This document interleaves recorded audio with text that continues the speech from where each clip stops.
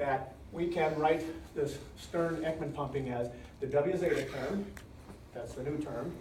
There's a surface current effect on the stress, WC, and there's the SST effect. And these are the formulas for each of those. So don't worry about the formulas.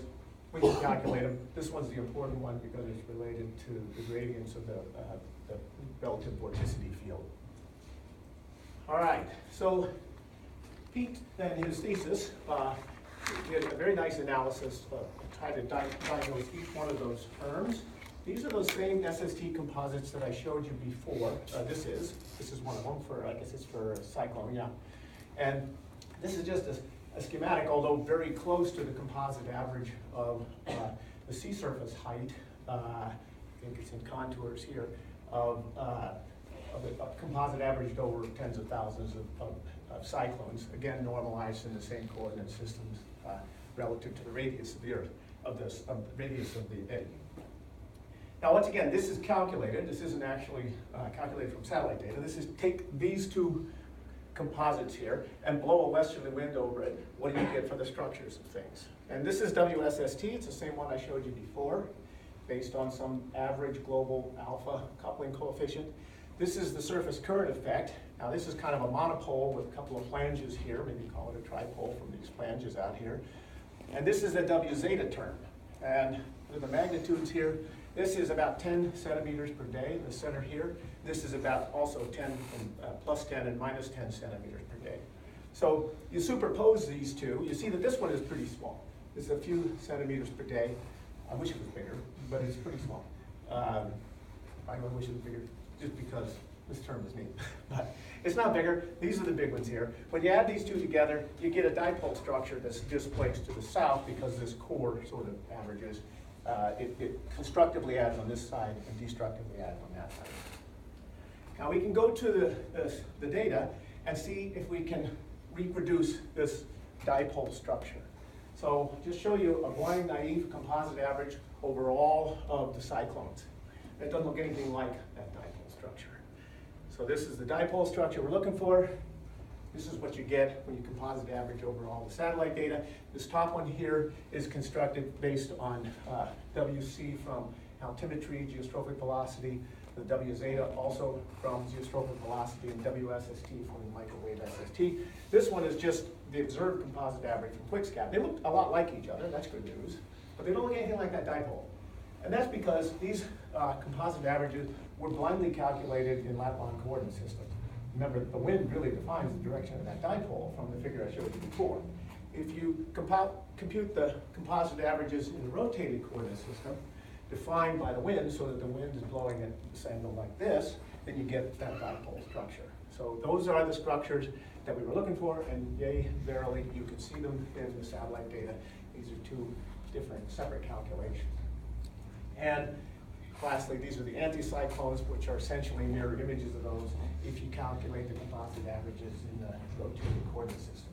It might be helpful to just review what you mean by observed W tote in the... It might, but probably not. I don't want to bog down on that. All right, just to put the context on this, this is a map of large-scale climatological average Ekman pumping. And just to give you a feel for what the numbers are, the numbers here are on the order of 20 centimeters per day. If you go back to this figure here, the color bar ranges in plus and minus 10 centimeters a day, and it's saturated in here, so you know it's on the order of 20 centimeters per day. So the point is that these perturbations from the surface current effects are order 1 perturbations of this background Ekman pumping field from the large-scale winds. This is the Ekman pumping field that drives the general circulation of the ocean.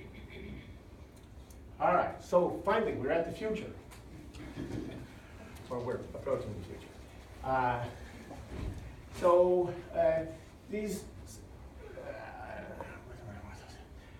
Right now, the resolution capability of what we can see from existing satellite data, I like to think of it in terms of wavelength as opposed to a scale, because a scale is sort of loosely defined.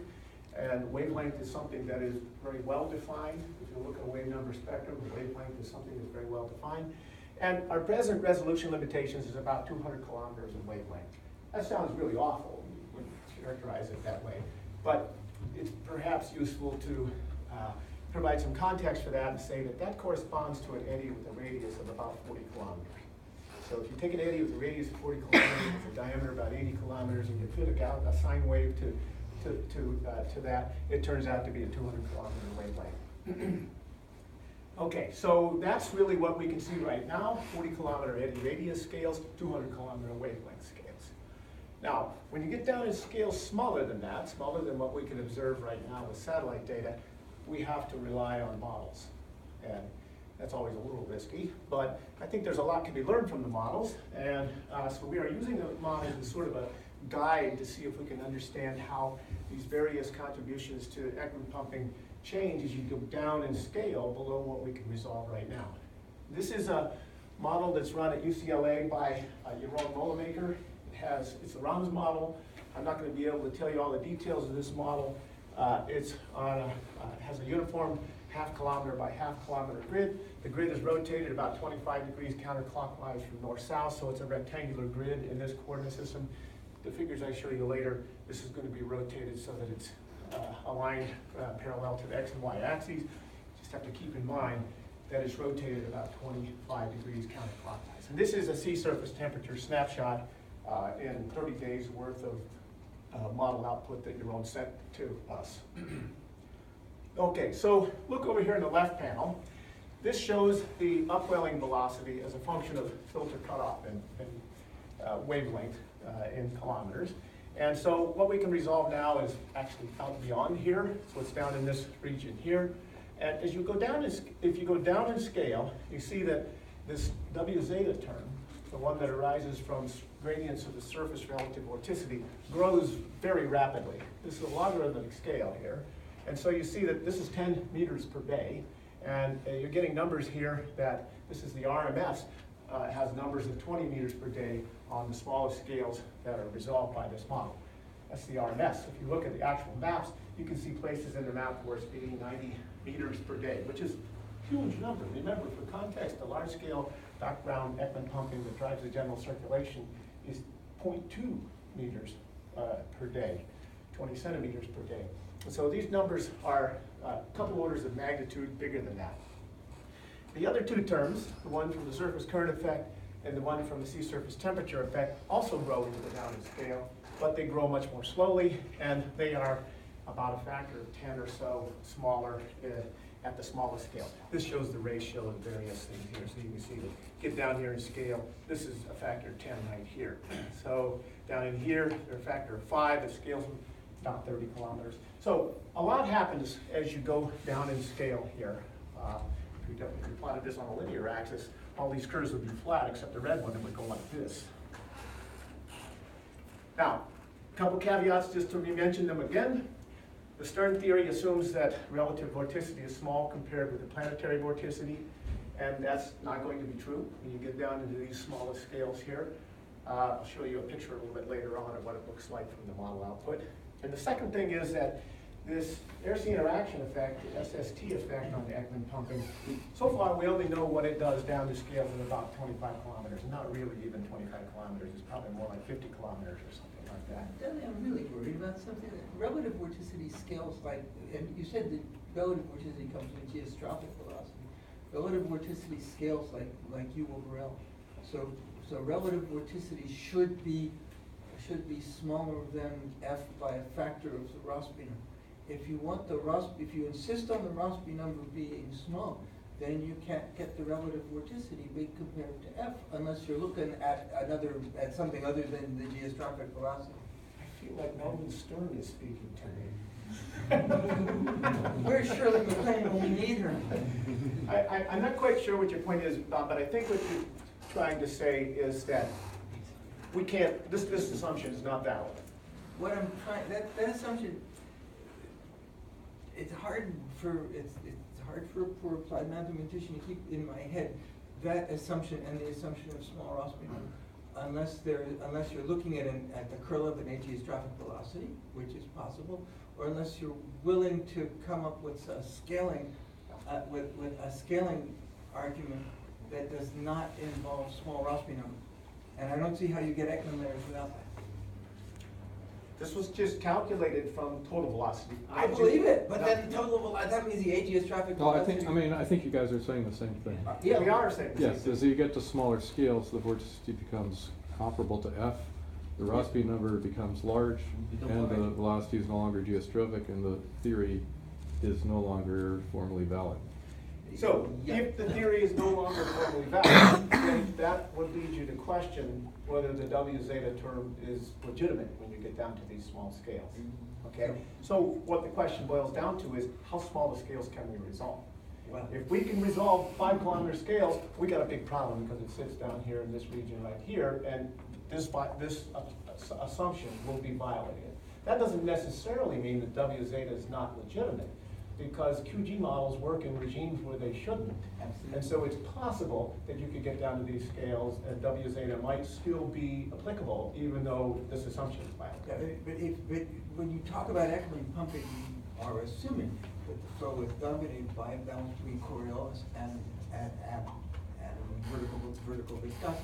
And Coriolis is perfectly legitimate. Local Coriolis determined by local vorticity, fine, but that involves another assumption that says that there you have some reason to neglect.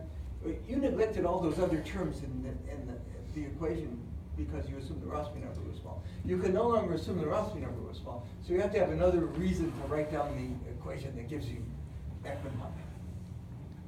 Don't you? Well, that's one way to proceed, but the other way is just to take the theory and see what happens when you take the quantity that was I put cut out my by the teeth on theory most and of see what the happens. stuff. I That's the agree with stage you. at which this calculation is right now. I agree We don't with have you, an okay. improvement to So start. I Okay, tell you we what, agree. let's hold that thought in check, because it's an important point. It's an important point, okay? Okay. But, and it's I not agree. one that I'm going to gloss over. But I'm not ready to give you the answer, because I don't want to give you the punchline. You're gonna have to stick it out to the end of the seminar. I was going to anyway. Okay? Okay. But thanks for bringing it up, because I like being kept honest. All right, so let's take a look. First of all, I thought it would be really interesting for people to think about what does submesoscale variability look like in the velocity and the sea surface height if you were to calculate them geostrophically, as we have to do presently from satellite data. So the way we always look at submesoscale variability is from the relative vorticity. And this is relative vorticity normalized by F. Notice that the color saturates at plus and minus 1. So a lot of this stuff is saturated. Clearly zeta over F is quite a bit bigger than 1 on the small scales here. And that means that the assumption in the Stern theory is violated on these small scales. But on larger scales, it's not. We know that it's not violated on large scales. That's why QG works as well as it does. So somewhere between the scales that you can see here and the scales that we can presently resolve with satellite data, the Stern theory is probably applicable. Okay, so this is a blow up here of this region within the box. If you're looking carefully here, you'll notice there's some striations in these things. Those are from ageostrophic effects that have been treated as if they were geostrophic in these calculations. For example, gravity waves and things like that. So don't worry about that fine scale structure there. It's not there in this vorticity calculated from the total velocity field. It's only there in the vorticity calculated from geostrophically from sea surface height. Okay, so now what I'm going to do, this is calculated from second derivatives of sea surface height, right? First derivative gives you the velocity, second derivative gives you the relative vorticity. So let's integrate it to see what you get with the surface velocity. So this is the geostrophic speed that produced that map of the relative vorticity. So this is the kind of stuff that McWilliams and company always show you to see how spectacular submesoscale variability is, and there's no denying it's spectacular. I mean, who could look at that and not think that's interesting? This is what it looks like in speed, and you can look at that and you can see, yeah, now that would start to look a little bit like satellite data, you know, if you had sea surface temperature and you had these little swirlies in here, you would say, yeah, we've seen the submesoscale variability in sea surface temperature. So you can see submesoscale features there. What about sea level? Whoa. Who would guess that sea level field produces that vorticity field? So our minds are okay at integrating once or differentiating once, going the other direction, but they're terrible at differentiation twice to see that that produces that. But that's what an altimeter would measure. A high-resolution altimeter would measure sea level. It wouldn't measure vorticity. We wish it was a vorticity meter, but it's not. It's measuring sea level. And so the ability, the accuracy with which you can measure this is obviously going to be an issue. And that's really the point of this seminar.